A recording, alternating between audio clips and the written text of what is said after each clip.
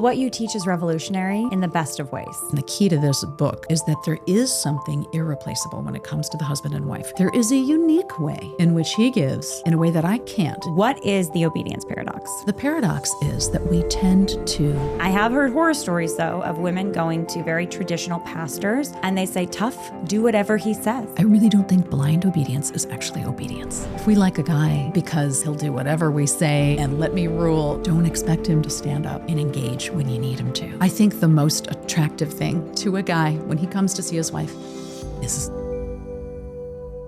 Hey everyone, welcome back to the Lila Rose Show. On today's episode, we're going to be talking all things biblical submission. What does it mean for wives to submit to their husbands? What does this teaching actually mean? What does it play out in a Christian marriage? We're going to be sitting down with Mary Stanford, who's amazing. She's the mother of 7 children, as well as a wife of 30 years. She's also a professor over at Christendom College, an author and a speaker, and she has written the book called The Obedience Paradox, where she gets into this question of what it means for wives to obey their husbands. I'm going to kick us off by reading from Ephesians 5, where St. Paul talks about the roles in a marriage where a man and a woman come together and become husband and wife. Be subject to one another out of reverence for Christ. Wives, be subject to your husbands as to the Lord. For the husband is the head of the wife as Christ is the head of the church, his body, and is himself its Savior. As the church is subject to Christ, so let wives also be subject in everything to their husbands. Husbands, love your wives as Christ loved the church and gave himself up for her, that he might sanctify her, having cleansed her by the washing of water with the word, that he might present the church to himself in splendor, without spot or wrinkle or any such thing, that she might be holy and without blemish. Even so, husbands should love their wives as their own bodies. He who loves his wife loves himself. For no man ever hates his flesh, but nourishes and cherishes it as Christ does the church, because we are members of his body. For this reason, a man shall leave his mother and father and be joined to his wife, and the two shall become one flesh. This mystery is a profound one, and I'm saying that it refers to Christ and the church. However, let each one of you love his wife as himself, and let the wife see that she also respects her husband. We're going to be exploring this passage and all things biblical submission with Mary Stanford. And did you know that over 70% of you all are not yet subscribed to the YouTube channel? So make sure that you hit that subscribe button and ring that notification bell so you don't miss future episodes. Mary Stanford, welcome to the podcast. Thank you so much for having me. We were already talking and having a lot of fun, so I'm excited to continue the fun conversation now for the show. Thanks for coming in all the way from Virginia. Wow, it's been an adventure, and I should have come sooner. It's just been amazing there you here. Go. I love that. And you have a lot of responsibilities, which are all beautiful. For our listeners, tell us a little bit about your background personally and then professionally. Yes. Well, I'm one of 9 children, and love that. So growing up in a big family, in a family that did some homeschooling, my mom did it for a long time. So I got to experience that back in the 80s when people thought it was weird. But that gave me confidence to homeschool my own kids. I'm now a mother of 7 kids. I've been married we're going to have our 25th anniversary next Sunday. Beautiful. And during, after college, after studying philosophy, I got a master's from the John Paul II Institute for Studies on Marriage and Family. And that really, I realized that my heart was really in that area of understanding the human person and, what we're made for. Mm-hmm. And that was when I was really introduced to the theology of the body. So that's also something that I've gone on to teach. I teach as an adjunct at Christendom College in Front Royal, and where my husband is an English professor. And so it's just been beautiful to be homeschooling, to be a mother, but also to be a part of that college community where you're always giving talks and talking to young people. And I don't know, it sort of keeps you young, but they also ask good questions, right? I find that so much of my own teaching has been improved by the constant questioning of students. So I'm really grateful for that. Well, what you teach is revolutionary in the best of ways for the current cultural climate we're in. And I think some people might write it off as like religious over here, but it's not about a religion per se as it is about truth and the natural law and what we can observe about human behavior and human identity in just the natural world. So you have this book, The Obedience Paradox. So we're going to talk about this today, as well as a lot of other things. Finding true freedom in marriage. And you spend a whole book tackling that little pesky verse that some people get really offended by about submission in marriage. And I think a lot of people are quick to say, oh, it's a mutual submission. And yes, there's certainly elements of mutual submission, of course, but they're very clear and different directives that are given by St. Paul to women versus men in a marriage. Yes. And it might seem sort of, I don't know, crazy or just, suicidal to talk about this topic. But I figure if we're really going to understand marriage and we see how much is at stake with the family in our culture and needing to nurture healthy families, that understanding what that means and that image of husbands loving your wives as Christ loved the church, we need to get that right. And we need to understand it biblically. We need to understand sort of what this means in a way that sort of transcends the culture, because it's supposed to be true in every age. Sort of, how do we live this? What does it look like? What does it mean? And what does it not mean? So I personally just, between scripture, John Paul's theology of the body, a lot of the insights that Edith Stein, St. Teresa Benedict of the Cross, had in terms of sort of the physical differences between men and women, reflecting underlying spiritual, psychological differences that really, I think, it gives us a framework and a language to talk about this in a way that hopefully is not only not offensive, but also hopefully fruitful in practical ways. I love that. So here's a question for you. You've been married 25 years. It sounds like you said you're one of, did you say 8 kids? I'm one of 9. Oh, you're one of 9 kids, and you have 7 of your own. Yes. Did you grow up in an intact family, if I may ask? Yes. Your parents were married? Absolutely. Throughout. I mean, if they had 9 kids, they probably stuck together. Exactly. No, thanks be to God. Thanks be to God. And that to me is huge. And I will say this, many people have come to me, for the book or for advice on this topic, simply because they were not blessed to have this dynamic modeled for them, right? Whether it was a difficult marriage or a non-marriage or divorce or something, that a lot of the young people today who are desiring to live in a biblical way, but they don't know what it looks like. And so there's sort of there's a lot of questions about what does it mean to submit? Does it rob me of my dignity? Or what does headship mean? Does it mean he makes all the decisions? Or what does this look like? So I think that having my own parents have model a healthy marriage was everything. How many years married for your parents? So I think they're at 53 this year. Yes. And you look at them as a role model. Marriage. Absolutely. In your marriage. You're like, I look at my parents, which it's so rare for people to be able to say that today about their parents. Not that it's not possible, not that there aren't some people who are like really admire their parents' marriage, but a lot of people who don't admire their parents' marriage or lack of marriage. Absolutely. And so there's a lot of fear. And someone once raised the question about seminarians. They have to study for the priesthood for many, many years. And why is it that a Catholic couple can get married in 6 months or even less if they have special permission? And well, the church has always understood that observing your parents' marriage for your, a decade or two, right? Your young life was preparation for marriage. And so because of the situation we're in today, so many people don't quite have that. So they're definitely looking for answers. They want good things and they want to have a healthy marriage. But if they haven't had it modeled, it's very scary. It's incredible, the power of just being around the health. There's that saying, you become the most like the 4 or 5 people you hang out with. Mm-hmm. That's who you most become like, is that you're kind of the composite of the people you hang out with. There's certainly truth to that. I mean, it's not the full picture. Yes. But it's true too. Like the people that raise you, of course, imprint you. Now, you can do what you want with that in your older years. You can make choices about the good, the bad, how to heal from wounds or lack of formation. And some of the best and greatest souls and even teachers are those that have overcome challenges from their childhood. But regardless, we are impacted by our childhoods and by the models we're given. So I love what you just said, that this idea of you're training already when you're preparing for marriage in terms of how you have been just impacted, influenced by marriages closest to you. Exactly. And it also just reminds me of the power of mentorship and just the need for us all to seek out mentorship, but particularly those of us who feel that there were some things lacking in the models we've had. We don't want to discount, as you put it, sometimes we have negative experiences, or maybe we witness some habits with our own parents that we don't want to replicate. And that can be good too, right? You can say, I know that I want to do this or that differently. And that's important. I'm sure there's probably things my own kids will say, okay, we love my parents' marriage, but I think I want to do this a little differently. And that's okay too.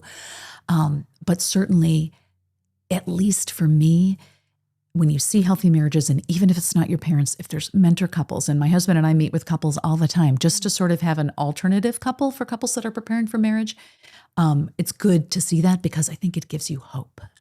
It can be done. It can be done. You can have a good and healthy marriage between two imperfect people, right? And so for those who have been, who haven't had that in their own family, you want to give them hope that it is possible. It's summertime. It's the time of barbecues and cookouts. It's time to get your Good Ranchers subscription going on. Good Ranchers sources 100% of its chicken, its beef, its pork, its fish from the United States. You might not be aware of this, but 85% of the meat that you may buy in the grocery store or the chicken is actually from outside of the United States. They'll put product of the USA on there, but it's actually imported in from other countries. And the quality can be hit or miss. With GoodRanchers.com, you know exactly where your meat is coming from. Local American farmers and ranchers. And you know that the best cuts of the meat have been made and carefully vacuum sealed in each individual package so that there's nothing wasted. So if you go to GoodRanchers.com today, pick any bundle, any subscription box, it's delivered right to your door. You get a full $40 off your order, plus a free add-on of meat for life. Your choice of Wagyu burgers, delicious, hot dogs, bacon, or chicken wings in every box for the life of your subscription. Just use the code Lila at checkout. Use the code Lila at checkout at Good Ranchers for $40 off your order, lifetime free add-on, as well as fast and free shipping. Enjoy your American meat delivered. And we're going to get into the book that you wrote, which is very, beautifully philosophical, really, about why we have this Christian teaching about submission in marriage, what it actually means.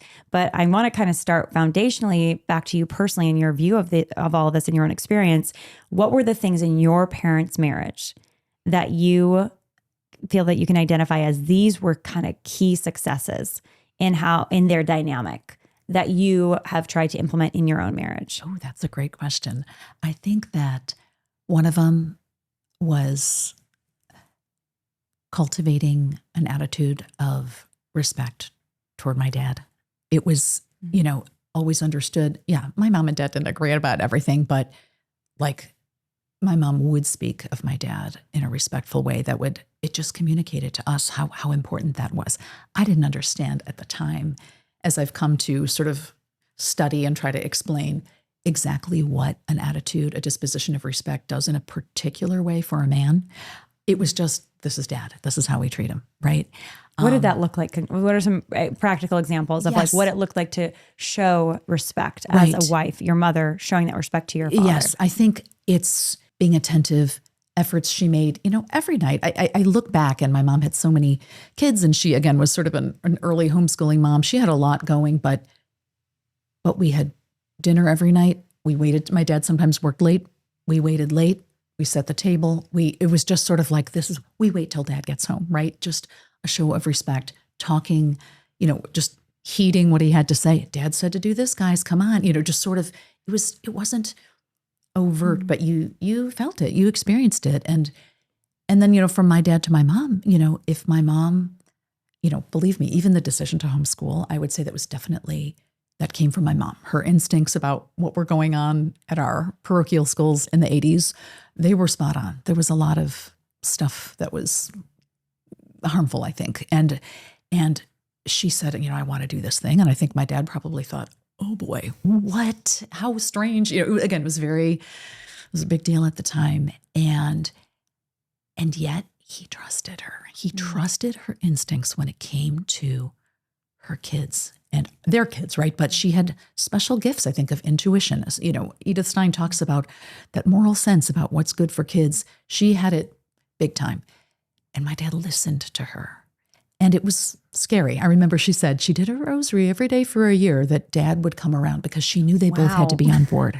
Did your dad know that your mother was praying the rosary daily for him to change his mind? I don't think so. I'll need to confirm on that after That's this, so right? Interesting. But what I also appreciate about that. But she was not being like, oh, you won't let me homeschool. It was more like, you're not on the same page with me. Like, come on, fight, fight. It was more like, I love you. Yeah. Let's pray about it. Thank you for considering. Okay, let's think about it. I'd still love to do it. I know. That her posture, it sounds like, was a gracious. It was huge because I Weak think posture. if she tried to railroad him into it. Oh yeah. Right? That backfired. There's a whole story that I share in the book about when you try to railroad your husband into something. And because she respected him, and she knew that she couldn't do this alone.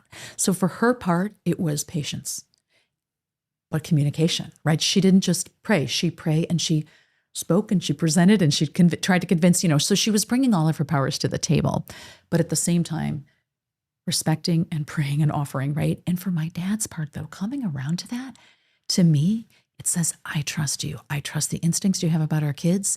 And of course, he wanted to make sure, he was doing his duty. You have a duty to educate your kids properly. And, are we setting, again, this is back in the 80s, are we setting ourselves up for them to not transition back into school when eventually they go to high school or college? He had the questions and he was concerned about our future. So any hesitation or reservations he had were, again, part of his sense of responsibility. So I saw that, and I saw how he trusted her. And I saw then, once he'd made the decision and he's trusted, what my mom would say about this or that, he worked his tail off. He worked.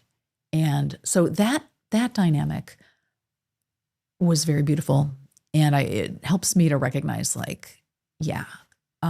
even if I think there's something really important, it's incumbent upon me to try to communicate that, but also to recognize husbands need to take ownership. If they're not taking ownership, they're not fully invested, you can't do it alone. You cannot do it alone.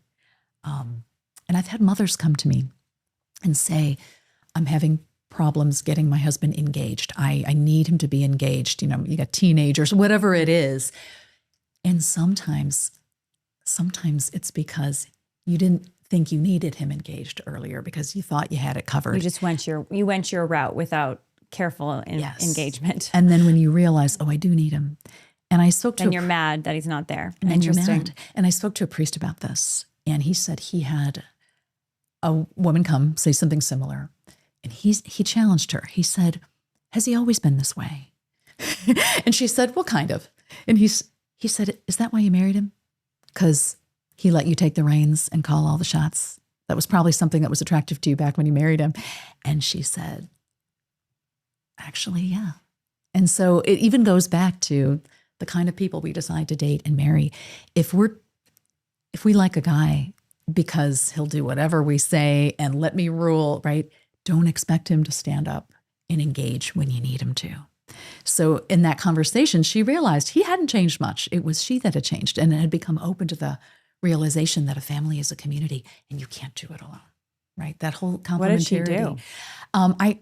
I don't know. He didn't follow up with me, but I was talking about this very thing and he kind of shared that with me. And I thought, wow, okay, it's important because, I have college kids and there's, I know many young women that are, of course, seeking to meet wonderful guys. Everybody wants the Prince Charming, right? Every girl will say, of course I want a Prince Charming. I want some wonderful guy to lay down his life for me. But they're not willing to see that a Prince Charming isn't built in a night, right? A guy can't just put it all on the line. It's got to be years of little risks, little laying it on the lines, right? We have to allow our young men to take responsibility, have responsibility, lead at times in things that slowly build their confidence. And so I think there's all sorts of ways that, in our dating culture today, that's not happening. And so then suddenly we want guys to step up. And some of them don't feel equipped. I really want to explore that more with you and the posture women should have both in dating and marriage. I mean, that's of course a big part of the book. Yeah. But I have to ask one more question about your parents' marriage. So thanks for sharing about it because it's I just find these models incredibly helpful to talk about them in practical details too, because stories are so powerful in shaping our understanding of ourselves in the world. And when we're only hearing bad stories or broken stories, and we're not hearing what the health looks like, the healthy dynamics. Yes. It's very hard to try to mimic it or do the healthy thing. Because we're just inventing it on our own, trying to experiment and, claw our way through the dark. So back to your parents, did you ever see them fight? And if so, what did fighting or conflict look like? And then what did conflict potential resolution look like with your parents? Yeah, I think it is I was a very sensitive child. And if my parents even had a small argument, I remember being upset, very upset by it because I thought, but I think it's important that, of course, we're all human. And so most people will see their parents have a conflict.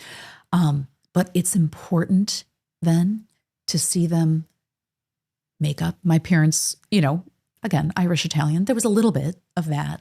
Sometimes if they had a disagreement, sometimes things got a little emotional, but they were not afraid to kiss and give each other a big hug. They were not afraid to be affectionate in front of us either. And I still remember how my heart would feel if my parents, you'd feel a little embarrassed, but it was like you felt so happy. You felt so secure knowing that they would be affectionate and hug and that things didn't linger, right? If there was something, okay, but then there's a new day. And it just gives kids that sense of, okay, consistency and peace, but also, yeah, my parents could work through this or that, right? We need that modeled too. We need disagreements modeled. And again, you can't always do it perfectly, but I know some people will say, oh, never fight in front of your kids. There is an importance to showing a united front, but I don't think it means they can never witness a disagreement. Conflict or disagreement, yeah. But I definitely would also say in big things with us as a family, they would present a united front. You don't want to undermine each other. Well, I really wanted to let you go to this party, but Dad didn't, or vice versa. Wow. It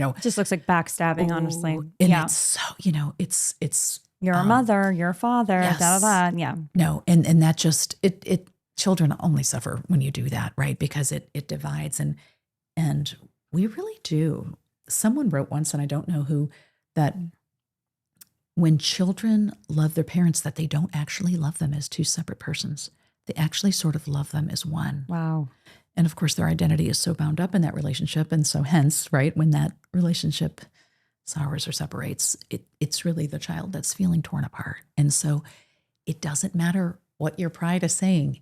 You're a united front. And again, some of that comes in with the submission stuff that I'm going to be talking about. But either way, and I know my husband does it for me. They do it for each other, when you don't undermine one another. But yes, still, I don't think that is inconsistent with sometimes witnessing a disagreement, even if things get a little heated. But, we apologize. Kids need to see apologies. I think there is nothing so disarming as like a genuinely humble apology. Because when someone gives that to you humbly, not an I'm sorry, but, right? But a humble apology, it disarms you and it frees you to say, I'm sorry too. I probably overreacted, or it's almost like it just gives you the freedom to suddenly also apologize, humble yourself, right? Because sometimes we're afraid if we apologize that my credibility is shot, right? If I say I was wrong about this, no one's ever going to trust me again. That's not true. So witnessing apologies, I think that was something I did witness and was very meaningful. EveryLife.com is America's pro-life baby diaper and wipes company. I love EveryLife.com, and I use EveryLife diapers and wipes for my little ones because these are a best-in-class product that are clean. There's no harmful dyes or fragrances or phthalates in this product. It is designed to be healthy for your little one and good for your little one's skin. If you go to EveryLife.com/join today, by joining the Changing Lives Club, you not only get 10% off your monthly diaper and wipe subscription, in addition to that, you'll get a free tote bag, and EveryLife.com will donate a box of diapers and wipes to a mother and baby in need. And I'm excited to share, EveryLife.com is now offering training pants for your little one. These are 12-hour leak-proof training pants, pull-ups for that little one that is maybe potty training. You got to check them out. EveryLife also has just come out with their new shampoo and baby wash and lotion package. The product is amazing. I have already started to use it. That's EveryLife.com/join. Use the code Lila. That's lovely. I love that. So for the obedience paradox, what is the obedience paradox? Yes. This is the title of your book. Right. And I think the paradox is that we tend to associate obedience with a lack of freedom, right? Somehow, if you have to obey, doesn't mean you're sort of subpersonal, you're not an equal, you're not free, you are bound to do whatever he says or whatever. And so the paradox is, I would say that's not actually the case. As a matter of fact, to actually obey, to say to someone, just in general, whether we're talking about God or in a situation, to say, I want what you want, right?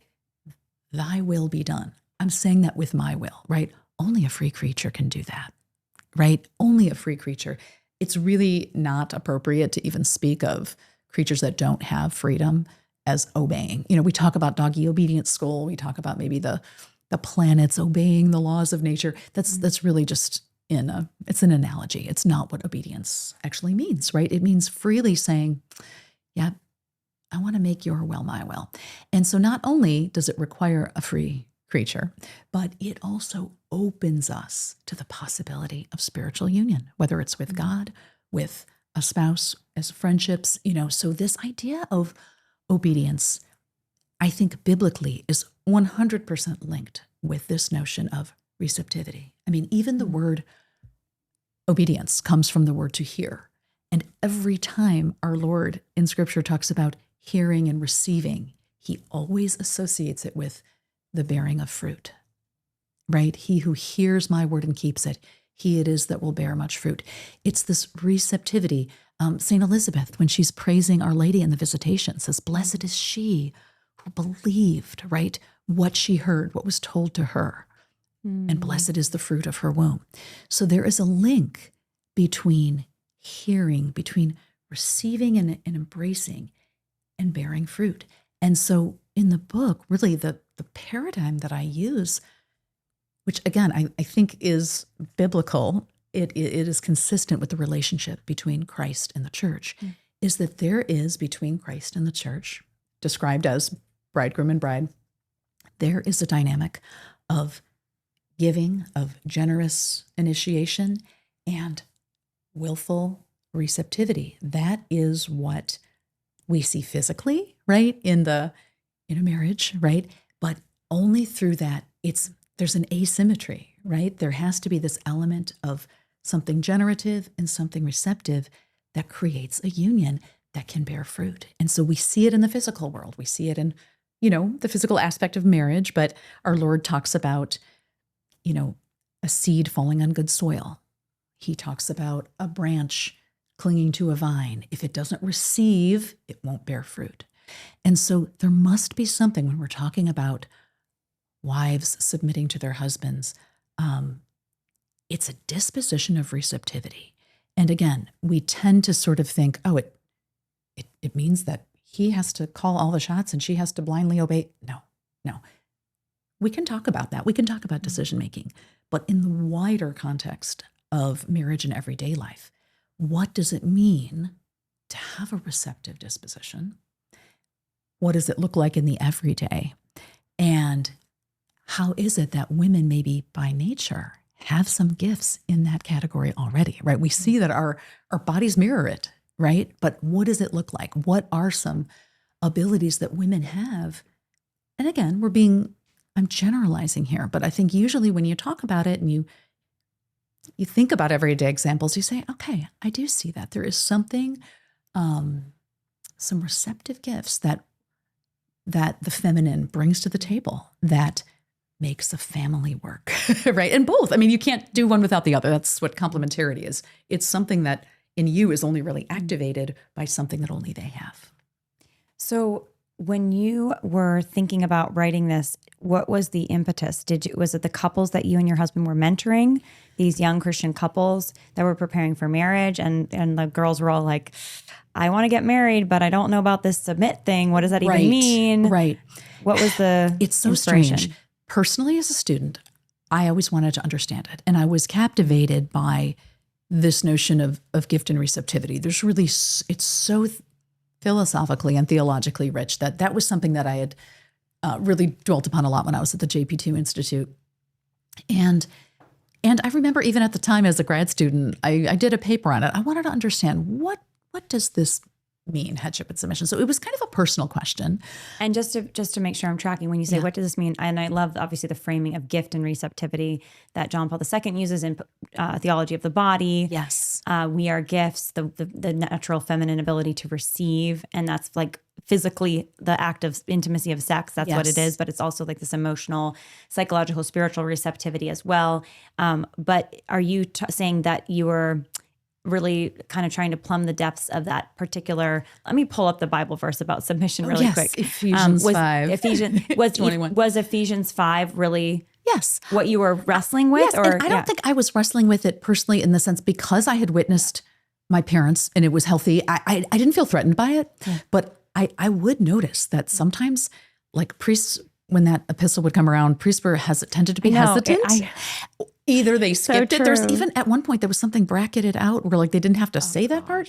And then if they did have the courage to preach on it, they would usually spend most of the homily sort of cushioning it by saying, yes, but look at the men, they're called to give and to lay down their life, which is, again, wonderful, huge, risky. This is everything. Like this is actually what men need to be like dwelling on is that call. Wow, right? What about the women? We have to do our part. Then what does it mean? But I thought if all you keep saying is that he is called to make sacrificial gift, then logic dictates the response to a gift is receiving. And so what does that look like? And what are some things that even in our fallen nature as women kind of inhibit our receptivity, right? What can we work on? You sort of want bride and groom to be asking, what can I work on? So when you hear a young man saying, I can't wait to be head of the house, I want a woman who will submit, that sometimes can come off as a little bit alarming because instead of saying, how can I find a woman who will submit? You don't need to worry about that just yet. Let's worry about what can I bring? What do I have to offer? And how can I lay it down? How can I serve her? And she's going to be moved by that and she's going to respect that. And I'm telling you, most women are going to want to receive that. But again, sometimes we ourselves haven't done enough self-examination. And sometimes we can hurt and wound the men in our lives and dismiss them. And because we don't realize when we fail to be receptive, how they experience that. Because their identity is very bound up in what they have to offer. And again, that's sort of something that I tie in that goes in with our physical differences as well, right? A man, his physical design is meant to be generative. It's to act on the world beyond himself. Physically, our design is uniquely to receive and nurture something inwardly, literally, physically, right? And so recognizing that so much of a man's identity is bound up in what he does. Whereas for us, it's more interior, right? We have different body, I don't want to say different body-soul relationships, but that's sort of how Edith Stein says it. She says, a man tends to view his body in some ways as an instrument. That's not totally false. Our body has an instrumental quality. Women tend to identify with our bodies, right? We get that we see a body, we see a person. There's something very beautiful about that. But there could be something dangerous about that too. We can think that we're just a body. But these are two different emphases that come out in the gift dynamic, right? If we don't receive well what he's offering, we're not receiving him well. So I think that in this dynamic, I was personally intrigued by its beauty and depth. I wanted to know more in an intellectual way, if I could explain it better, because there was people that were saying, oh, that's not a thing. Submission, it's not a thing. But why couldn't anybody tell me what it meant? And so then I would incorporate it. There is, when I would teach my course on John Paul's theology of the body, he touches on it in his theology of the body. He says a few really important things, but it's not the bulk of it. But so I sort of felt inspired to keep explaining. So I had students ask me, what is this? What is this? And people would ask me to give talks on it. I didn't even know why. It kept coming to me. And so over time, with the questions and with the challenges, this book came out. I really like, it wasn't that I was struggling personally, but then looking back at my own marriage, I could see, oh, that's why I hurt my husband's feelings when I said that. Or, oh, that's why that made such a difference to him. You know, things that maybe I was doing instinctively or things I didn't do. And I realized, oh, this is why. So my book is sort of a combination. It's scholarly, but it's also practical. And it's also like, I think there was, personal. I think if I tried to write this 25 years ago, oh Lord, I don't even want to know. Right. Because I think it was definitely formed by my experience and of trying to be a good wife and failing and trying again. So I have noticed what you're saying earlier is this fear of even talking about a woman's role. I know. Because we're so quick to say, well, yeah, it's a woman who has a role, but men do too. What about the men? What do they have to do? And you can also get a woman's role really wrong. Yes. And I think that's part of where the fear comes in, because it has been used in a way to humiliate and harm in some ways historically.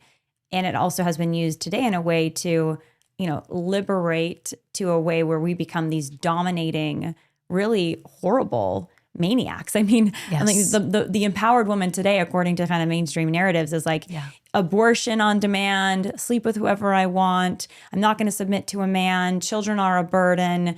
Maybe I'll have one or two, but I'm going to have my career, and that's the most important thing. And I can do whatever I want. And it's all about me, me, me, me, me, me, me. And it's exhausting, quite frankly. It's not life-giving for women because it's not how we were designed.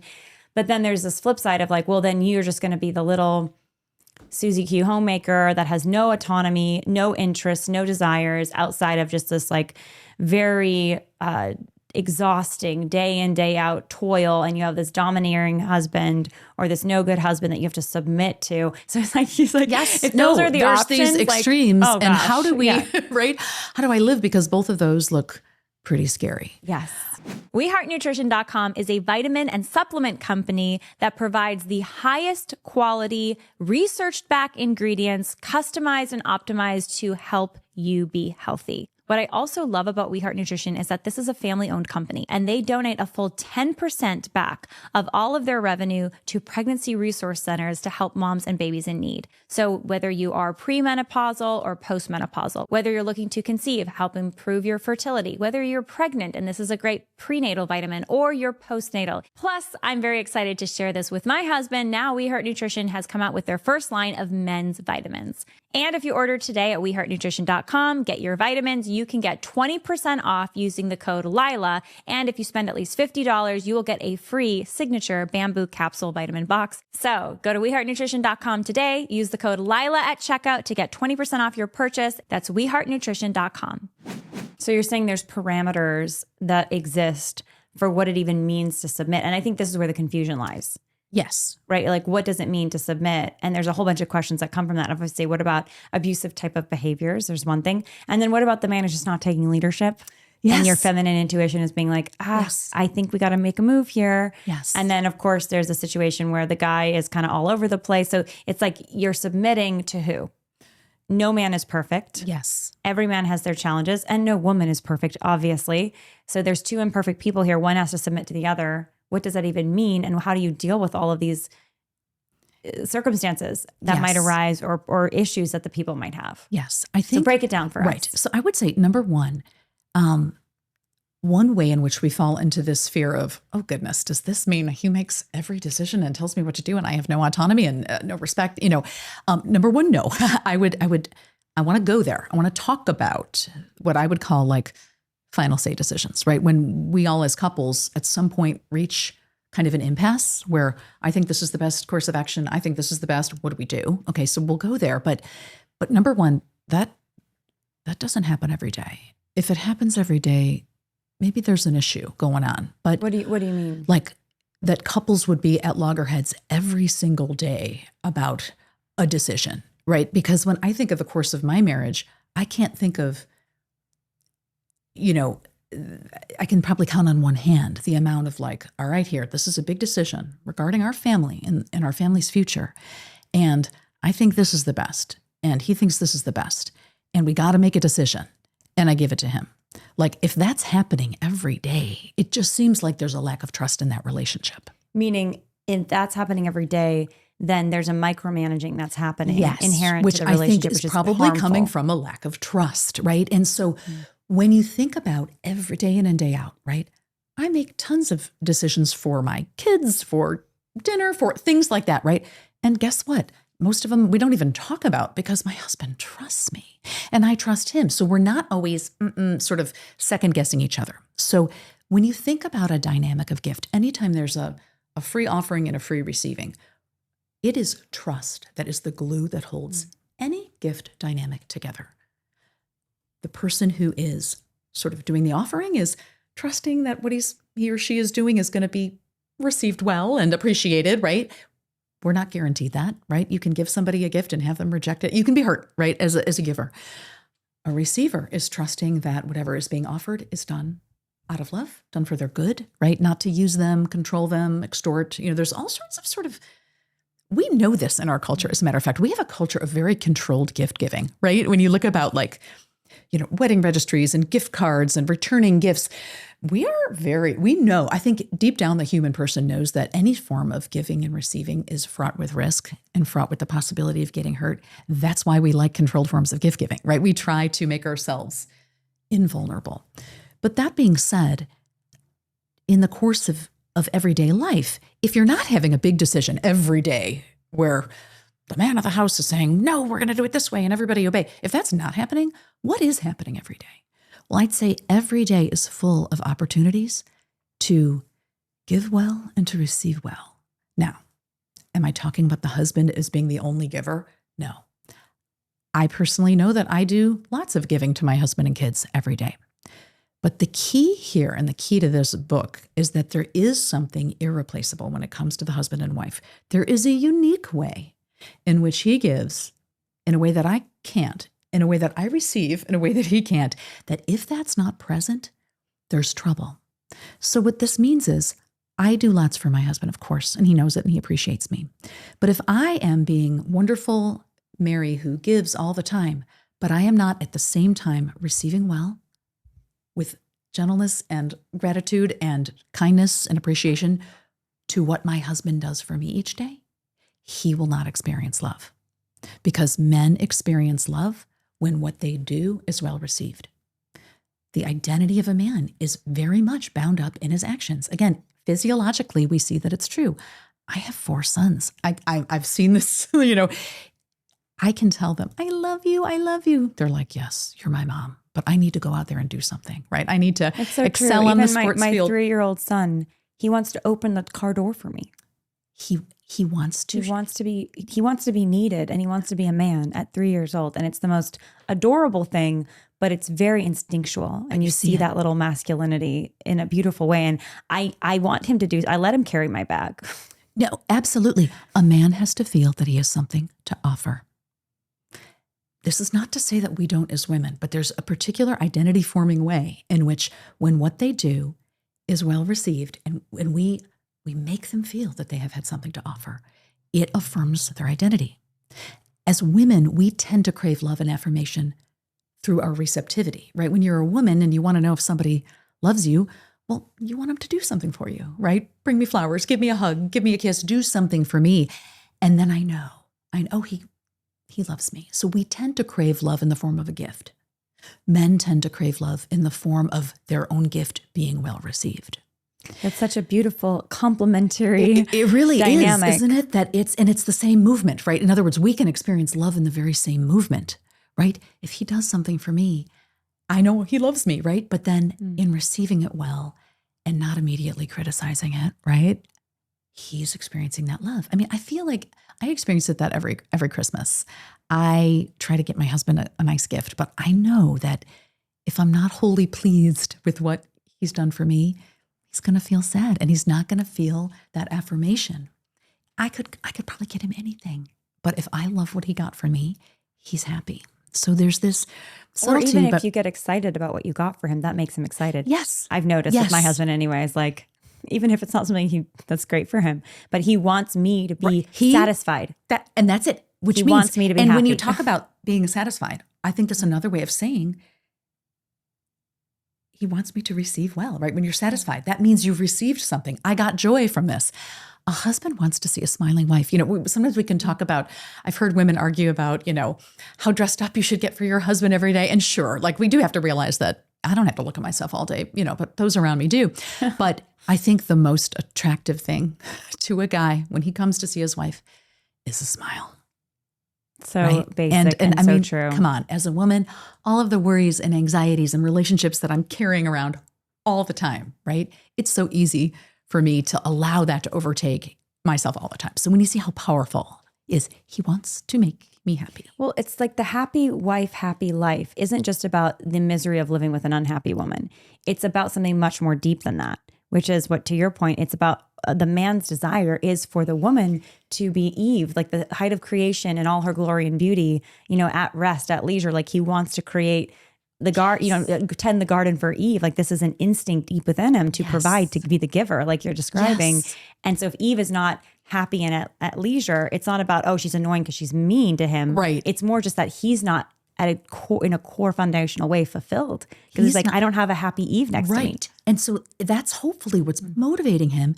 One of the things we have to contend with, which you've already mentioned, is, okay, what if he's not giving well, right? What if he's not giving well, right? Which means he's either out to lunch or, just whether it be a lack of virtue or simply he's trying hard, but he's not making me happy, right? How do you deal with that? Because by very definition, you can't demand a gift. You have to lead, right? Buy me flowers you can't say right that, now. right? So one thing that at least I have, when we talk to our couples that we speak to, and when I talk to people, is I usually ask, okay, listen, men have to be motivated to give and to make you happy. If it doesn't seem like they're trying hard enough or they're doing something wrong, and they're just not giving well, I guess I could put it that way. Sometimes it's helpful to say, okay, number one, are they, have I shown appreciation for what they have done, right? It's very easy when you're upset at someone or in a disagreement with someone to totally identify them with that fault or that problem, right? And it's like, no, actually, I might be upset about this, but look at all the other things I haven't noticed, I haven't appreciated. So we need to start there. What can I appreciate? Because that does build him up. I had the privilege of giving a talk to a room of 40 men on this topic. They decided to separate the husbands and the wives, and I was kind of nervous, but it's very beautiful.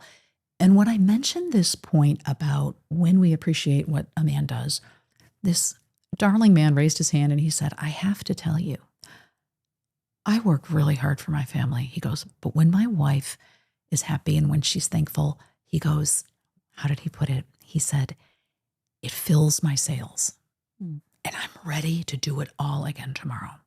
So number one, what can I be appreciative for? What haven't I noticed? Right? Sometimes we tend to notice just the things we want.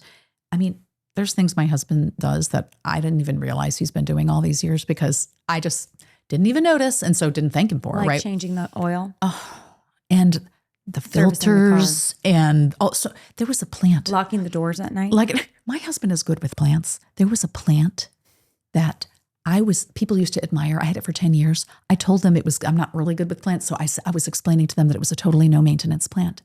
Oh, and then I found out 10 years in that my husband had been, dusting it and watering it every day. So yeah, that talk about, is so funny, Mary. He's great. He's great. But so so you're saying find something to appreciate. Find something to appreciate. There's got to be one thing, yes, even if you're on the rocks. That can build, right? But then something else. Sometimes, especially for different personality types. I mean, again, this is not to judge women. There's so many different personalities, so many different situations.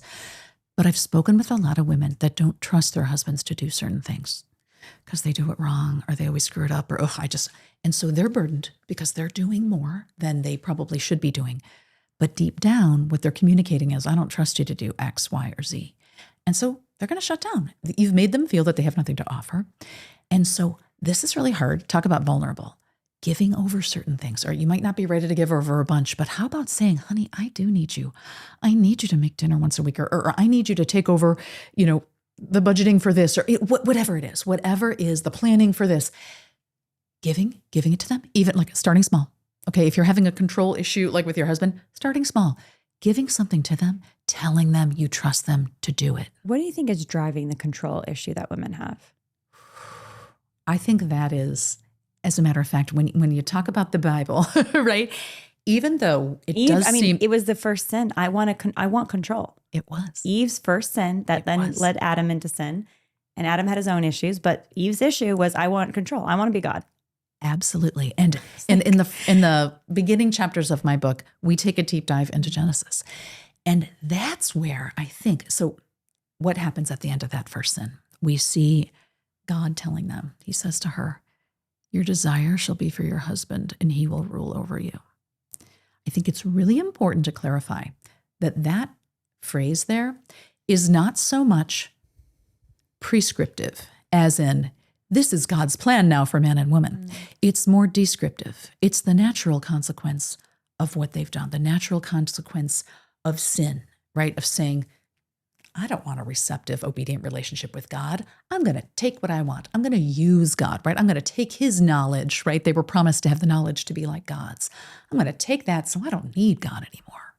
That's an approach that is not receptive. It's one of taking.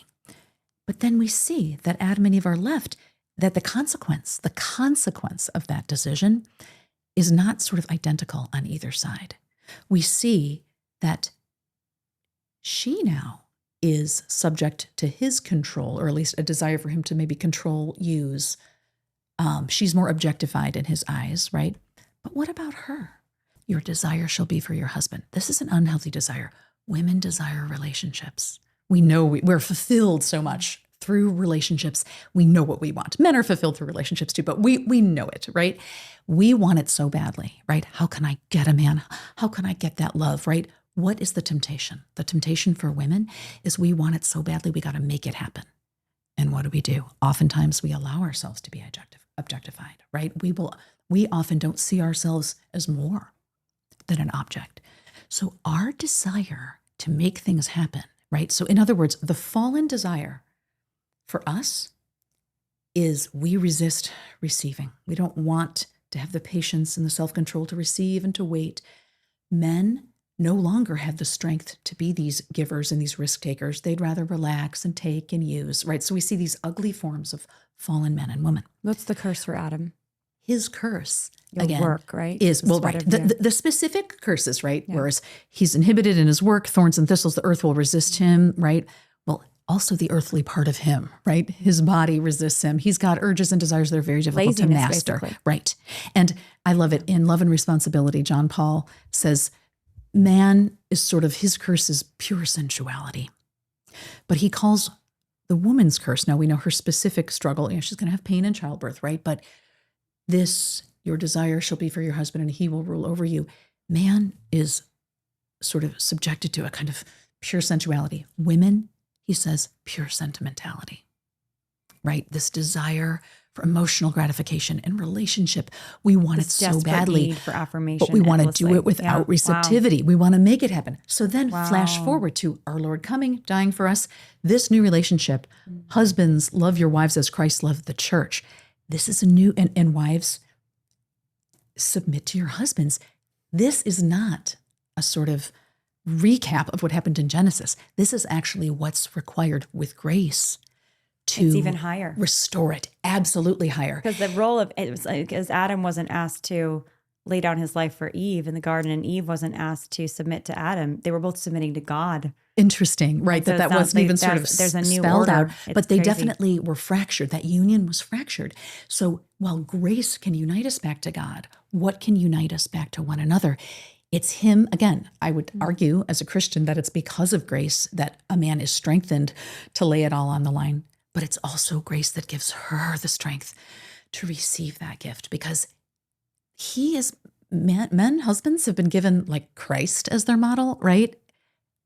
No human man, right, is going to be that perfect, which means that for us, it can be a struggle to receive a gift that isn't perfect. Oh, he did this for me, but he didn't do that, or he didn't do this right? The daily struggle of receiving well. But what that does is, the only way you can have oneness, the only way we can have union is through a gesture, a giving gesture, and through a receptive gesture. If one of those pieces is missing, right, you can't have union. So I think when men are called to give until it hurts, right, that is just the corrective that they need. It's hard, but it is fulfilling. Just like for us, every instinct in me is like, I know what I want and I know how I want it to be done and I want to make it all happen, but having to be receptive, that's a challenge for me. But I actually find that I do have some skills. I have some gifts. So I think that it absolutely requires grace and it requires virtue. We see, and what Edith Stein is really good at illustrating is what happens when women, sort of fallen women, give into some of our typical flaws. Things like, well, okay, our bodies and our psyches are very relationship oriented, right? Well, that's why, she says, that's why it tends to be more of a feminine sin to gossip all the time, right? Because we're so interested in persons and personal details that pretty soon we're just talking about them every chance we get, even if we have no actual connection to the situation. Women, because we are so geared toward persons, we are very attentive to the sort of many facets of a person at one time. We just, even, neurologists have noted that, like, women are pretty good at what we call multitasking. We have an ability to sort of switch our attention back and forth really easily because we're used to sort of being oriented toward a complex reality. But on the negative side, sometimes our multitasking goes out of control. And she says we can tend toward a kind of superficial engagement, whether it's relationships or overdoing it. Whereas men, in some ways, their gift can be a blocking out and a laser focus, which is tremendous, but it has a cost as well. And so when we have these, so we all need virtue and we all need grace. But deep down, again, like I would say on a daily basis, me receiving well, even in the little things, is how I live it out and have this union and this peace in my house on a given day. Does it mean I'm not doing things for my husband and family? No, of course not. We're doing a million things. But being sensitive to a man's soul and recognizing that if I receive well, just what he does for me in a given day, that's actually a form of submission. Interesting. So give us the practicals here of what you already mentioned, finding something to be grateful for and acknowledging that in your husband. My mind is going to all of the people listening right now and the many stories that people have themselves or know people who know, friends or loved ones. And, there is anywhere you look, there's a broken relationship or relationship that has brokenness in it. Yes. Very human, especially today.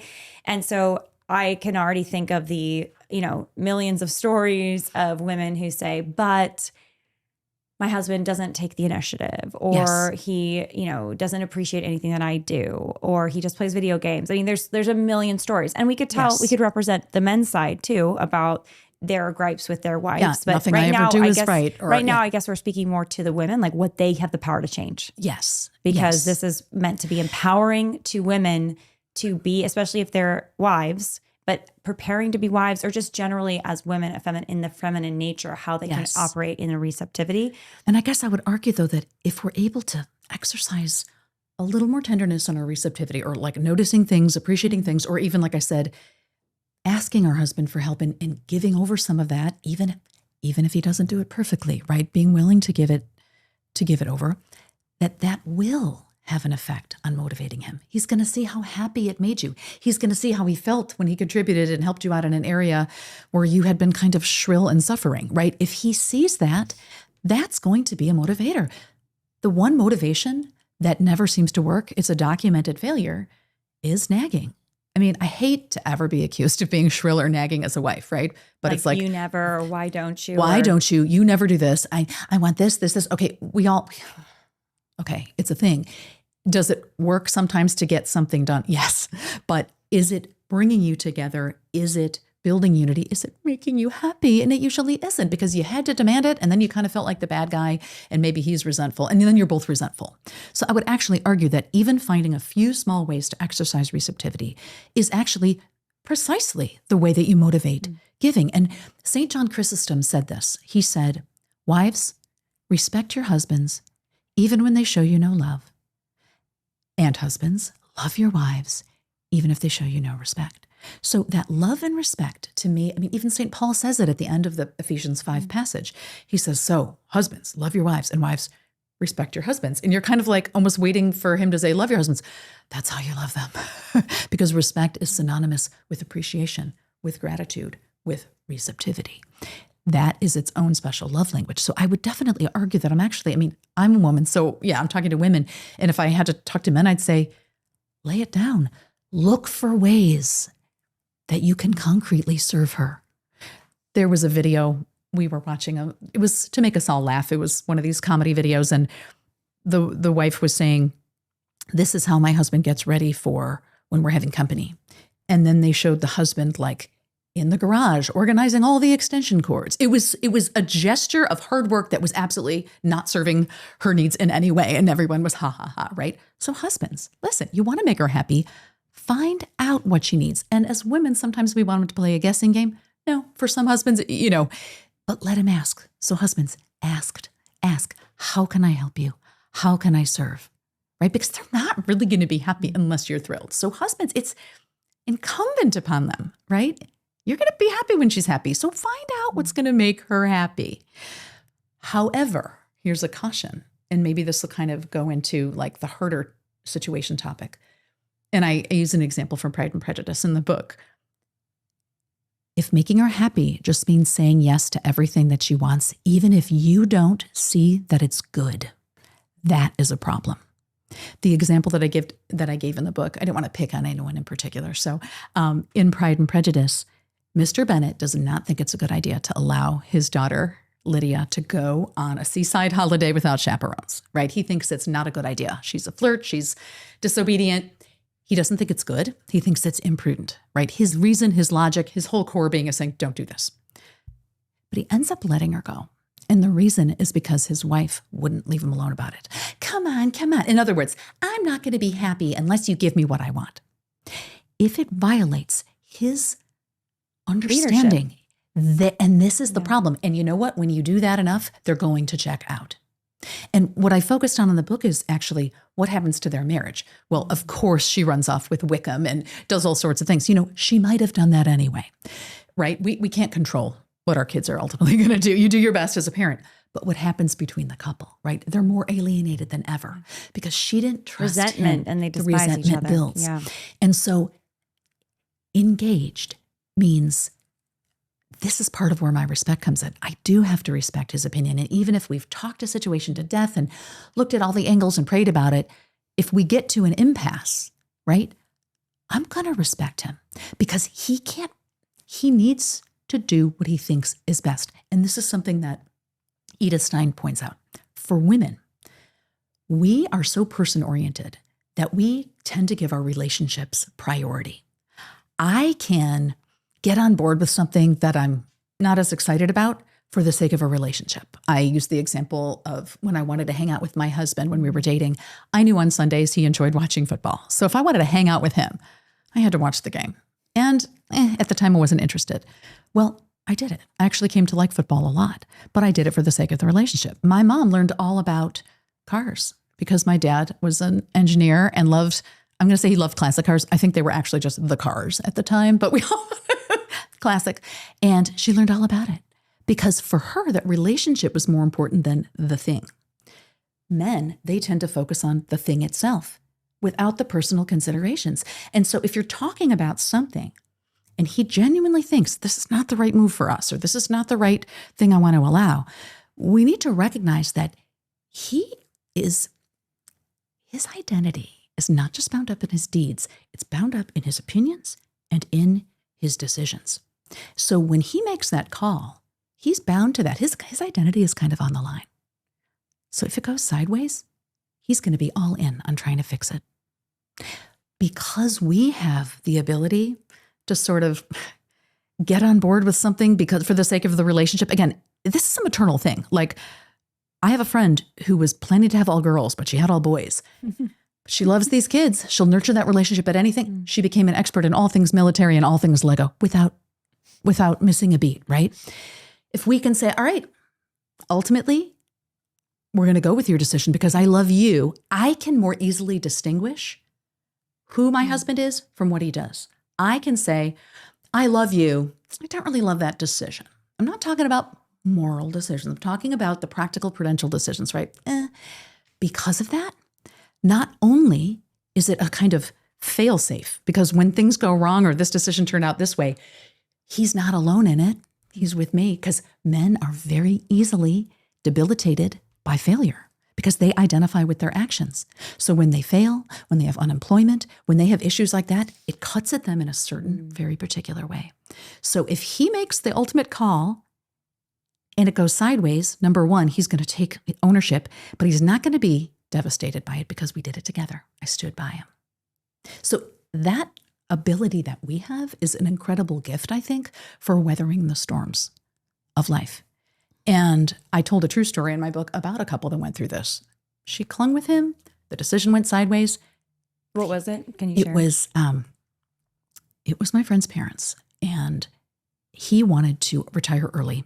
He accept the package, invest the rest, and build her dream house, which was like a farm. And she didn't. She said, I think you're not going to be happy retiring so soon. I'm a little concerned about the investment that you want to do. And I just, so they talked it to death.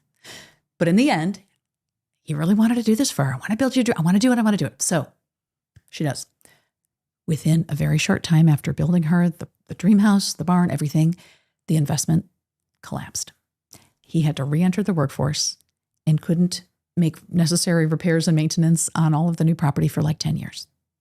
But he worked his tail off during that time, making it up to her, taking ownership. And because she had stood with him, they have a very happy marriage. So it's painful. Instead of berating him, because what an opportunity, right? She went his direction. His direction fell on its face.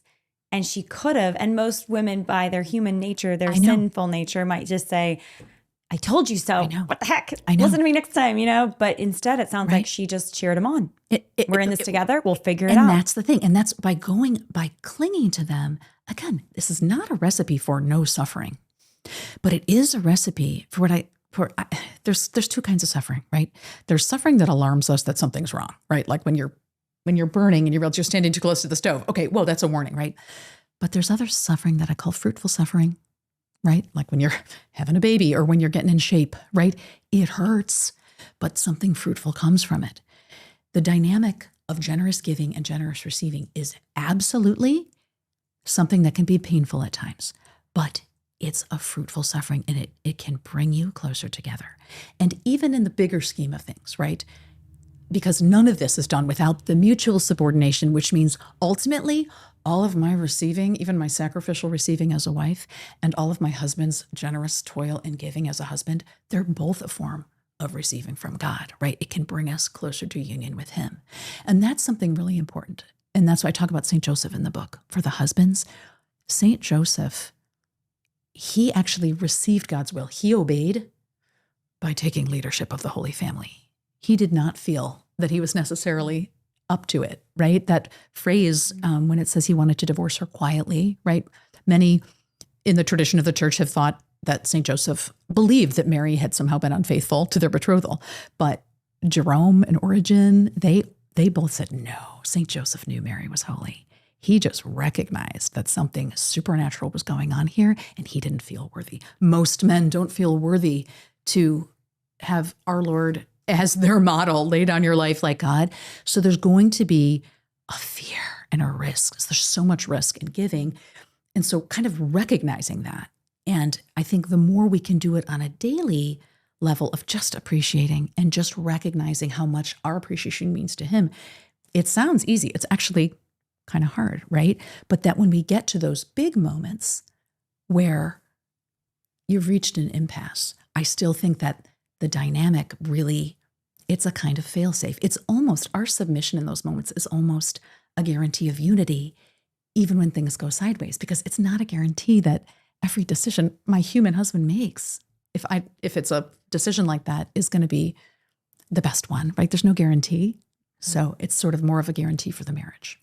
I think that when you say the word submission, like what you just said so beautifully, we're talking about really it's synonymous with respect and with, at the end of the day, deference, but it's not synonymous with blind obedience. No. Accepting, bad behavior, even in terms of like abusive behavior. And I think that's where there's so much confusion about the word. And if you don't see it modeled healthfully, it can be a scary concept, right? Absolutely. What would you say are the very clear, maybe the top 3, or pick your number, do's and don'ts of submission, biblical submission? What are? I think you mentioned being grateful. Yes. Finding something to be grateful for on a daily basis is part of it. Maybe one of the top 3, but you pick. And then what are the top 3 don'ts? Like, this is actually, you might think this is submission, but this is actually not what submission means. Right. So gratitude, appreciation, which another way of saying is, I trust you, right? Knowing husbands, knowing that we trust them, knowing that they have something to offer, right? That's incredibly, it's vivifying. It's life-giving for them because it helps them to want to give more and more. But because you mentioned blind obedience. I really don't think blind obedience is actually obedience, right?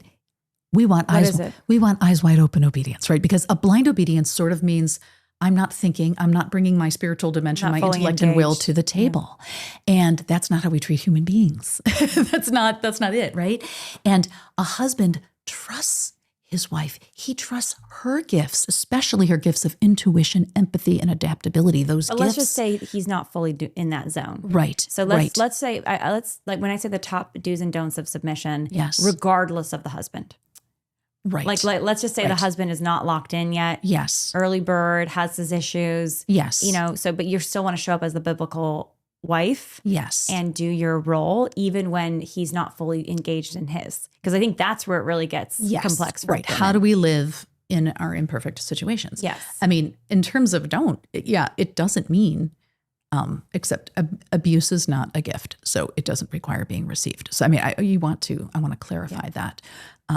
So you're saying under the do's and don'ts of submission, regardless of the circumstance of what the man is doing, right? Under the don't, it's submitting does not mean allowing yourself to be abused, right? And would you be willing to define abuse? This is also very controversial. Yes, it is. But I think I understand a lot of that. women are like, well, he's grumpy with me. It's emotional abuse. Yes, and that's I should it's say tough. A lot of women. I know. That is I would certainly say abuse is not just physical. There can absolutely be emotional and verbal, right?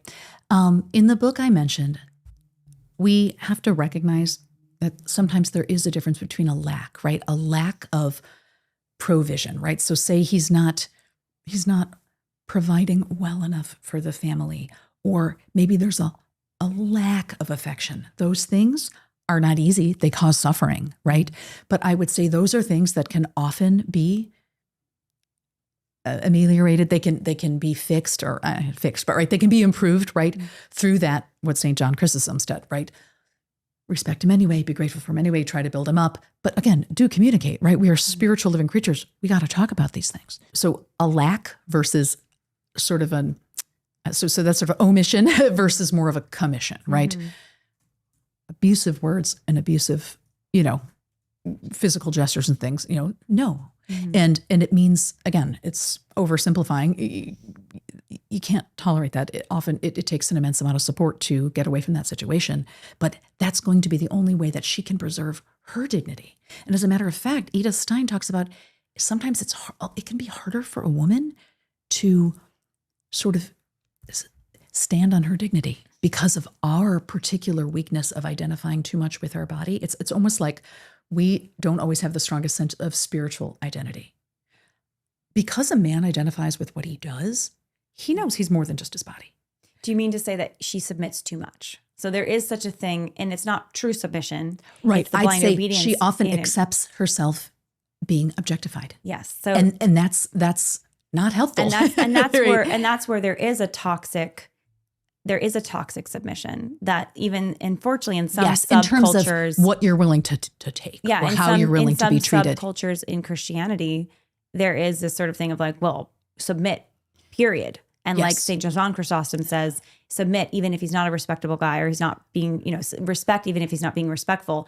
Okay. Right. So there's some tolerance. I'd say there's some tolerance for lack. But what we have to recognize too is, and even in the book, I quote a couple of popes, but at one point in Casti Connubii, Pope Pius XI, he says, by the way, a wife's obedience, it's not the same as a child's obedience. It's not because we think she's dumb or still developing, right? In other words, we're relating as human creatures. And so to somehow, here's an interesting thing. When St. Paul uses the word submit, the Greek word he uses is in the reflexive. It actually means, wives, submit yourselves to your husbands. He's not saying, wives, we know that you are intellectually and sort of morally inferior, and so you can't do certain things. No, of course you are. You're human, right? Bone of my bone, flesh of my flesh. We have all of the same spiritual capacities, but we are being asked for the sake of this relationship. If this relationship is going to work, I am being asked, called, exhorted to, with my mind and will, say, I love you, honey. I receive what you have to offer. Your will is my will, whatever it is, right? In being appreciative to him, in accepting a final say decision, that's there. But it's not because I wasn't smart and didn't have anything to offer. And again, that's where the trust comes in. When you have these extreme cases, these husbands are not trusting in their wife's ability to make good decisions. And that's treating that wife as less than human. So that, again, I would argue it's really not submission at all. It's simply my will was taken out of it. So when it comes to the do's and don'ts of submission, regardless of the cases, including the bad cases, unfortunately, right? Yeah. So it sounds like you're saying when it comes to the don'ts, you're saying that you, at the end of the day, you're a daughter of God first before you are even a wife. Yes. And you need to respect yourself and your own soul and your own body. And if you have a very disrespectful husband, tragically, then you don't have to accept him being disrespectful to you. You can just literally walk out of the room, or leave and not engage if there is, red lines that are crossed in terms of berating you, certainly physically abusing you, being unkind to you, and you need to still take care of yourself. So that sounds like, and absolutely. And if there's any hope for that relationship to be healed, it is in saying no, I'm not okay with this. I'm not okay with this. Biblical marriage. Unless you draw that line, there isn't a way to heal it. And that goes back to the mutual submission. It simply means that a woman is not defined in her husband's eyes. She is defined ultimately in that relationship with our Lord. And that's where she's going to find her dignity. And that is what's going to give her ideally the strength to deal with those times when it's hard. Same thing for him, right? When it's hard for him to be the head of this family and maybe he's not getting appreciation or either at work or at home, wherever it is, he is ultimately relating to God in and through this relationship. And so that's why that's such an anchor for both sides, really. So the don'ts then would be, don't give your identity up to your husband in terms of letting him just rule over you like the curse prescribed. Yes, right. The curse described. Exactly. That wasn't a prescription from heaven. That was a description of what sin will do to the relationship. So, do not sin. Yes. And also protect yourself in many ways from being sinned against by having certain boundaries. Again, there's all a perfect way to do this. Yes. So the don't of submission is don't submit to bad leadership in terms of him being harmful to you. But that being said, the do of submission is, what is bad leadership? Even if he's making a decision you don't agree with, provided it's not endangering your soul or someone else's soul. Yes, you got to get on board. Then you do. With a cheerful look on your face, but that not in a blind way. To your point, you have to also explain, this is hard for me. This is what I would think. Like, instead, I understand though you feel so strongly. We've talked about it at length. Yes. We've maybe even talked to spiritual guides and other mentors, and you still feel strongly because I'm your wife and I trust you because you are my husband and God gave you to me. I will go your way and I will make the very best of it. Yes. Because you are at the end of the day, the CEO. Yes. And I think that that's where you can see the fruitfulness. There's no fruitfulness without union. We know that from a physical perspective, right? But the fruits of marriage, Lila, are not just physical. The fruits of marriage is a real ontological union. And if you have a real union, it is always fruitful. It's just that you don't always know that's the nature of fruit. You don't always know what it's going to be, what it's going to look like, how it's going to turn out. And believe me, it's not just in having, 7 wonderful children that are all perfect. No, the actual fruits of marriage are myriad. And I did a podcast recently for a support group for infertile couples. I was like, no, the spiritual fruitfulness isn't like a secondary, it's actually the original fruit of marriage. It's a spiritual fruitfulness. And oftentimes we don't know how it's going to grow. We don't know what our sufferings and our challenges are going to sort of produce in us. But this is one other point about fruitfulness, is that the fruits that grow from our marriage and our relationships, those fruits don't usually exist for us. Fruits exist for others. And I can't tell you how many times I've benefited from the fruit of other people's suffering, wisdom, experience. People have said they have benefited from mine, and you realize, okay, mine is not to judge, mine is to receive. And so with those distinctions, with those qualifications, that yes, we're not talking about endangering your soul, because that is a form of abuse. We're not talking about, him forcing me to do something immoral, right? Painful situations, but they're not gifts, which means they're not leadership. They don't require reception, because receiving those isn't actually receiving. It's consenting to just being harmed and wounded. But when it's just something I don't like, I just think this is better. I want that, right? And we've talked about it.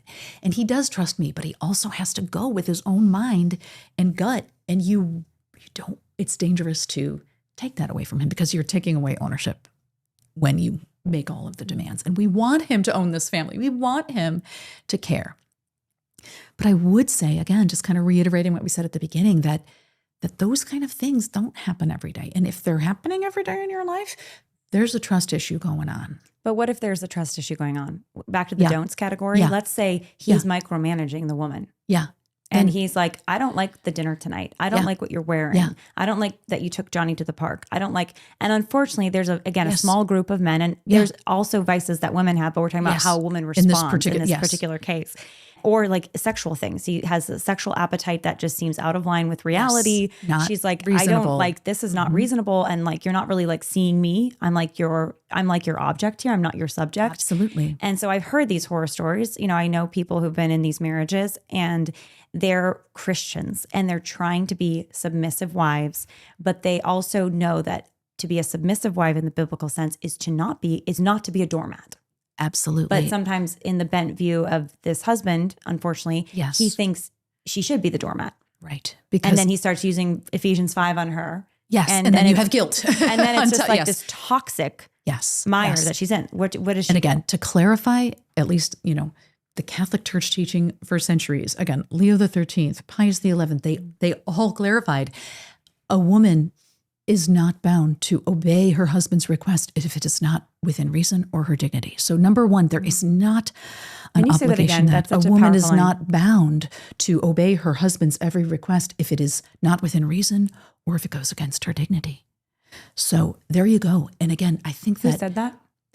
right now in this moment, it's in my book. It's either Leo the 13th or Pius the It was a 11th. pope. And so, yes, it was a pope. It's powerful. And, Yeah. But again, and isn't that just logical? Like it to me, it's of course, right? Because this is supposed to get him to heaven as well. This relationship, him Letting him seeing be a his wife tyrant and having his is not helping appetites. his soul. Absolutely. The part of the sacrifice. And that's why something like in marriage, something like natural family planning. Well, if him in his reason and logic in consultation with his wife says, ooh, now's, maybe we need to give you a break from a baby, or maybe we need to wait to have another baby. Well, that's fine. But the only way you get to have that is for you to sacrifice the marital act. But you have to suffer in a sacrificial way to have this be a fruitful thing and not an abusive thing. It sounds like what you're saying, though, too, the implication is that you need help. Like if That's you're what in I'm that saying. situation, And I think that's what I said in the book. That's a and couple in need if you're of therapy. If you're in need of help because he has issues. Yes. And you probably have some too, but whatever, you're being harmed. And you need to get your stuff figured out, but this is a harmful dynamic. I have heard horror stories though of women going to very traditional pastors or even some priests who are kind of more fundamentalist in their kind of psychological bent. And they say, tough, do whatever he says. Yes. And it's a downward spiral from there because then they kind of try that and it gets even more weird and Yes. toxic. Yes. And then it's just a disaster. Yeah. But I think you find someone of sound judgment, of your faith that you go to, and you don't keep secrets. I think that's the other thing that I've noticed that are really harmful patterns for some women is Yes. when, like, I had a close acquaintance over the years who, incredible human being, incredible person, and she kept big secrets from everyone about the way her husband treated her to protect him out of respect for him. But these were not just like his follies and foibles; these were abusive, activities. And finally, she shared. But she had been like putting on such a cheery image for years that some people didn't even believe her because they're like, what? You thought everything was great. He's the best. He's a saint. And so she was in a way living a double life to cover him. Yes. And it wasn't Christian to do it that way. Now, I don't mean to be too hard on her, no. but that was unfortunately something that, again, the curse, she just wanted him to rule over her. And so she just went with it. And that is so hard. And John Paul in the Theology of the Body talks about the function of shame. And he says, listen, shame, we associate shame with sin, right? Because shame pops up wherever sin pops up, right? But just because shame pops up doesn't necessarily mean it's your sin, right? Sometimes you can have secondary embarrassment. You're sort of horrified by something you see and you're like, oh, I'm ashamed and I didn't even do it, right? Or maybe I cover up because I'm in danger of, I'm in a dressing room, somebody barges in on me. I feel shame, but it's not because I did anything wrong. It's because shame pops up wherever someone's dignity is in danger. That's why he says it's a positive function. Shame, we use the word shame in our culture in a different way now, body shaming or fat shaming. And like, wait a minute, that can be unkind. It can be uncharitable, but shame, the fact that shame is an experience that accompanies sin. And he says it can be a gift to us. It's protective. So if you're ashamed of what's going on or what your husband's doing to you in your marriage, it's there for a reason. It's the kind of pain. Yes, it's the kind of pain that's a warning. It's a warning pain. And you need to deal with it. Is again, agonizing as that is, of course, to our best, right? We try to protect the reputations of others, but there's times that's not an absolute. I was actually teaching a class on this to my freshmen. We were looking into the 8th commandment and what we owe to other people's reputations. And certainly we have a grave responsibility not to just trash people's reputations. You're entitled to your good name. And in this internet age, right? Ooh, it's just like gossip on steroids. But we all know that there's a limit. Sometimes you absolutely have to tell something that's true, even if it harms a person's reputation, because actually it is still good for that person. It's the only way to get them to heaven as well. So we have to make sure that we realize that when shame pops up, it's a warning and it's meant to be protective. And we don't cover up because we think that sort of like 2 commandments are in tension or something. No. And that shame is there for a reason, not to be sort of cloaked. We have protective impulses, especially as women, right? For our children and our husbands. But ultimately we're there. We can't forget that we have to protect them by protecting ourselves and standing on our dignity. So as hard as that is, and that is where friends come in, not telling everybody, you don't like that person that's always complaining about her husband. That's tough. But when we have good friends, you need good friends. You need them. And because they can be the ones that sometimes say, sometimes they can help us to realize, oh, you're normal. That's hard. All guys are like, it's okay. But we can also be the ones to say, yeah, that's not normal. That's not okay. And so oftentimes you will see when women are in those situations, sometimes they will isolate. They won't want to hang around with friends because it's almost like they'll sense that. But at the same time, we just have to be encouraging and open-hearted. And also we need to make sure that our friends know that we're not perfect either. We all struggled. And gosh, I can only imagine if my husband was sitting around what he'd complain about me, I'm not a perfect person to live with. And I know that too. So that we're both ideally making a lot of sacrifices, but because we love the other. Yeah. There is obviously so much more to be said even on that topic. And I feel like that is its own podcast topic of abusive situation. So I don't want to derail it because it's like assuming every situation is abusive and it's not. Yes. I thought and again, so much of this is so beautiful. It's like, it's encouraging. It's encouraging information. Yeah. I would love to kind of close us out more on the positive side of things that you found to be practically helpful tools in expressing respect for your husband and shoring up his leadership in the marriage and being more in the posture of receptivity as the wife. Yes. You shared the note about gratitude, which is beautiful. Any other thoughts or tips? That's a great one. There's always a challenge, especially as your kids get older. For a long time, I just had little kids, and then your kids get older and you can talk to them and laugh at things and laugh at each other's foibles. And there is this temptation, if I am frustrated at, dad didn't do this or, this, it's really easy to share those things with your kids. Just see that. It's terrible. It's an instinct. Don't do that. Don't complain to your kids about your spouse. No. Yeah. And it's good. Whether you don't do it to them when they're 15, don't do it to them when they're 30. I'm sorry, it doesn't change. Even though we all are adults, it still hurts because you just, and again, if there's a real issue and dad's abusing mom, okay, talk to us about it. But just that desire, just don't do it.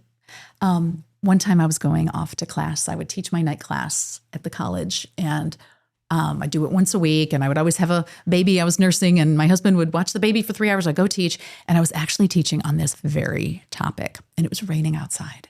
And he is an umbrella guy. He always makes sure I have an umbrella and uses an umbrella, and I've just never been an umbrella girl. I would rather just run to the car. It's just what I do. So we're standing there. It takes so much time to open the umbrella. And by the time you're closing it, you get soaked and you're getting in. And usually it so I have my thing, right? And so we're standing in the doorway and he's trying to give me an umbrella. And I made kind of an ugly scene and I kind of stomped out. It was ugly. I get in the car. I'm prepping my mind for this class I'm about to teach. And it dawns on me, he loves me. He was trying to do something for me, serve me, care for me. And I was going to tell my students how important that is.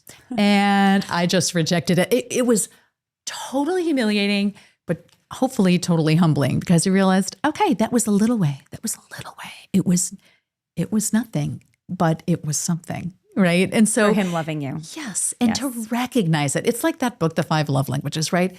Gifts come in a lot of different ways, shapes, and forms. I'm often astounded as to how many couples don't really take the time to understand one another's love language. And I mean, that goes both ways. Like, it helps men. How can I please her more? Right. And for us, oh, I totally didn't recognize this, that, or the other thing, this gesture, this whatever, because I was looking for a gift in another way. And so really those small things, and they build that culture of the house, and they build that affection between you that really sustains you. So I think that's, again, the meat and potatoes of submission, I think, happens in these little things. And it's not some scary micromanaging. If it is, that's a problem. But it's, and so then you'd say, okay, well then what is it? It's this day-to-day appreciation and trying to serve well. And it doesn't mean we can't tell him our needs. But when we do, we usually have to find something to praise, something, we have to communicate our needs. When I communicate my needs to my husband, I sometimes have the bad habit of telling him 6 things that I need right now, and they're all priority. The masculine brain usually doesn't work that way, right? They need to triage, they need to prioritize. I'll have my husband in the middle of something I asked him to do, and then something else will happen, and I'll say, honey, I need you over here. And he's like, you just asked me to fix the computer. So recognizing, how do I communicate my needs to my husband? Am I doing it gently? Am I helping prioritize? Am I praying? Am I praying about this? Because having our own prayer life, I mean, it's good for couples to pray together, and I recommend it. Having your own prayer life is a path on that journey of recognizing your dignity, coming closer to our Lord, asking our Lord to help you prioritize. What is it? Because often some husbands can read minds, others can't. So really, how am I talking to him about what I need? And am I prioritizing it? So that's, I think, just a concrete thing. One other thing came to mind, and that was, and you kind of touched on it, and we could have another show on it, but it did have to do with more the intimacy of marriage and sex. And have sex. Yes. Yes. No, Enjoy yourself. It was this, because I'll see people debating about, if a wife is feeling tired, does she have to obey her husband's request? Well, again, if a wife is exhausted, I don't think that's reasonable, right? It's not a reasonable request. However, you can get into a pattern in a marriage, especially when you've got little kids, where you're tired all the time, right? And it's like, well, if I'm tired all the time, what's going on here? Well, think of it this way. Husbands, this is a generalization, but they're problem solvers. They like to solve problems, objectives. How can we fix this? How can we change this, right? What do I need to be less tired? Maybe I need a walk, a nap, a shower. Maybe I need him to help with X, Y, Z, right? If you communicate those needs to your husband, usually if he's motivated, right, he's going to do it. And guess what? If you are more energetic and in the mood, and it's not just a sense of duty, it's actually desire, right? It's going to be more satisfying and more joyful. And that's only going to build and build. So it's a win-win. So instead of saying that, when we talk about this issue, there has to be this checklist. Well, wives have to do this. They can never say no. It's not like this. Okay. Yes, we're called to reasonably honor our husband's requests, just as he is called to reasonably serve us to the best of his ability. But if we're in a rut or a pattern, think, what could we do? What could I ask him to do for me that would actually help lift me to where this is better? And so sometimes we're asking the wrong questions. And I think there can be a healthy way in which we show them gently how they can serve us better. I love that. I love that too, because it's also the principle of take care of yourself so you can receive gifts and give them yourself. And self-care does matter. It does. And it's a gift to other people to take care of yourself so you can be a gift. It is. That's what it comes down to. Mary, this is so lovely. How can people find your book and follow your work? Yes. So my book is published by Our Sunday Visitor, but it's on Amazon. I don't quite have a platform, but they can find me at Christendom College, again, where I teach. So I have a little page there. And there's, we're going to be linking all of my other sort of interviews and things that I've done there. But I love it. I love hearing your perspective, especially because you're living it. And that's such a refreshing gift, I think, to other women to be open about that. And then to also provide that philosophical framework. So thank you so much. Thank you so much for having me. Thanks so much for listening to this episode of The Lila Rose Show. Let me know what you think. I loved hearing from you all. I read the comments, so you can leave a comment here on YouTube or over on Spotify. And also by reviewing the show, leaving us 5 stars, you can also help the show reach more people. So please do that. I appreciate it. And I read every single one of the reviews. Also, don't forget, if you're listening and watching here on YouTube, make sure you're subscribed and you hit that notification bell. And we'll see you all next time. And a huge thank you to EWTN, Eternal Word Television Network, which is the largest religious broadcaster in the world. You can get access to Lila Rose Show episodes 24 hours in advance at EWTN.com/on-demand. And a big thank you to EWTN and their incredible mission to bring souls to Jesus.